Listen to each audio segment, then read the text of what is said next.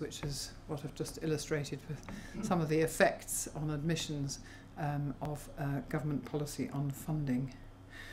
And then really this idea that assuming that minimum requirements are met, I think as a sector we need to get more into the mindset and more in terms of how we talk about university admissions, that it is a selection process, and we need to get more sophisticated and better definitions of how we are selecting and make sure that we get that information across.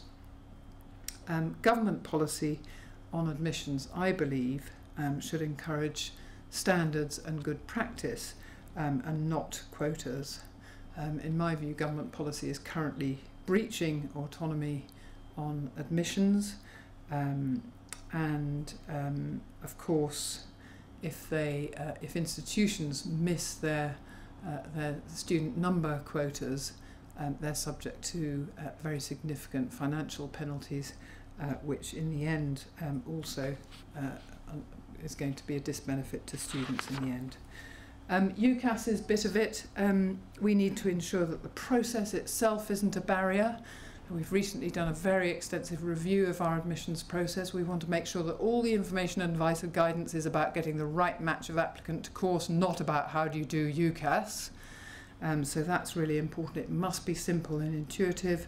I think we need to be absolutely a national resource of very high quality information. It's not really our job, I don't think, to get into advice and guidance. And we constantly need to balance the interests of applicants with the interests of HE. And so I can see that in some cases the interests of applicants aren't first, but I feel very strongly on behalf of my HE members that they have been put in a very difficult position this year with the new number control. And finally, oh, I haven't been pressing enough buttons here.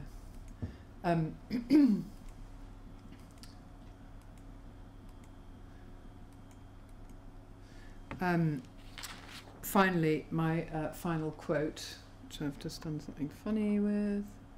There we go. Is it not a good thing that Oxford and Cambridge should attract too high a proportion of the country's best brains and become more and more exclusively composed of a certain kind of intellectual elite? We therefore return to our contention that, in the long run, what's needed is not only greater equality of opportunity to enter Oxford and Cambridge, but also rather more equality of attraction between them and at least some other institutions. Some of the trouble at least arises from a lack of information. Too many young people and their parents are choosing institutions and courses on the basis of inadequate knowledge. And that's a kind of mantra that we hear a lot today, but it might interest you to know that that comes from the Robbins report of 1962. Thank you very much for listening to me.